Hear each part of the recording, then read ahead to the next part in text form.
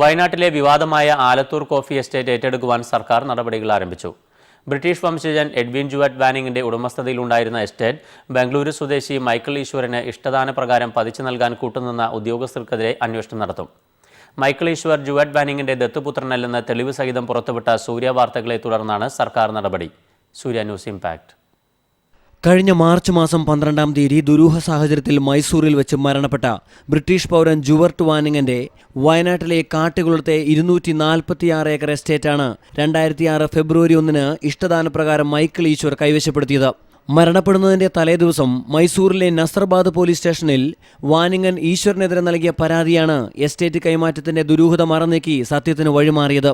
ഈശ്വർ മൈസൂരിൽ കൈവശപ്പെടുത്തിയ വാനിങ്ങിന്റെ 300 കോടി രൂപയിലധികം വരുന്ന സകല സ്വത്തുക്കളും കർണാടക പോലീസ് ഏറ്റെടുത്തു കഴിഞ്ഞു.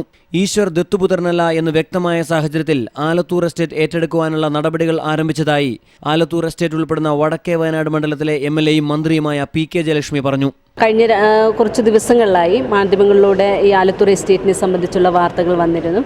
ഇന്നലെ തന്നെ എൻ്റെ ലെറ്റർ വെച്ച് ഞാൻ മുഖ്യമന്ത്രിക്കും റവന്യൂ വകുപ്പ് മന്ത്രിക്കും കൊടുത്തിട്ടുണ്ട്. ഇനി അടുത്ത ക്യാബിനറ്റ് ദിവസം തന്നെ നേരിട്ട് കണ്ട് മുഖ്യമന്ത്രിയുടെ റവന്യൂ മന്ത്രിയായിട്ട് ഈ വിഷയത്തെ സംബന്ധിച്ച് സംസാരിക്കും. റിസർവ് ബാങ്കിന്റെ അനുമതിയില്ലാതെ വാനിങ്ങിന്റെ വസ്തുവകകൾ മൈക്കിൾ ഈശ്വറിന് കൈമാറിയ ഉദ്യോഗസ്ഥർക്കെതിരെ അന്വേഷണം നടത്തുമെന്നും മന്ത്രി വ്യക്തമാക്കി. ഉദ്യോഗസ്ഥർ അങ്ങനെ എന്തെങ്കിലും ബന്ധങ്ങൾ, വഴിവിട്ട ബന്ധങ്ങൾ ഉണ്ടായിട്ടുണ്ടോ എന്ന് പരിശോധിക്കുന്നതിന് വേണ്ടിയിട്ടുള്ള മുഖ്യമന്ത്രിയുടെയും റവന്യൂ മന്ത്രിയുടെയും ശ്രദ്ധയിൽപ്പെടുത്തി അങ്ങനെ ഉണ്ടെങ്കിൽ അത് പരിശോധിക്കാനുള്ള നടപടി സ്വീകരിക്കണമെന്ന് പ്രത്യേകിച്ചുമായി ഞാൻ റിക്വസ്റ്റ് ചെയ്യും. 101 വയസ്സുണ്ടായിരുന്ന വാനിങ്ങൻ സാഹിബിനെ തടവറയിലാക്കി പീഡിപ്പിച്ച് മൈക്കിൾ ഈശ്വർ സ്വന്തമാക്കിയ ആലത്തൂർ എസ്റ്റേറ്റിലേക്ക് ഭൂസമര ഘോഷയാത്ര നടത്തുന്ന രാഷ്ട്രീയ പാർട്ടികൾ തിരിഞ്ഞുപോലും നോക്കിയിരുന്നില്ല. 100 കോടി രൂപയോളം വിലമതിക്കാവുന്ന ആലത്തൂർ എസ്റ്റേറ്റ് ഏറ്റെടുക്കുവാനുള്ള സർക്കാരിൻ്റെ നീക്കം അഭിനന്ദനാർഹമാണ്.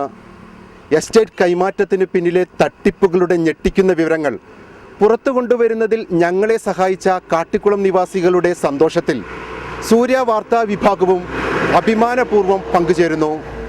ക്യാമറമാൻ രജിക്കൊപ്പം സജി വർഗീസ്, സൂര്യ ന്യൂസ്, വയനാട്.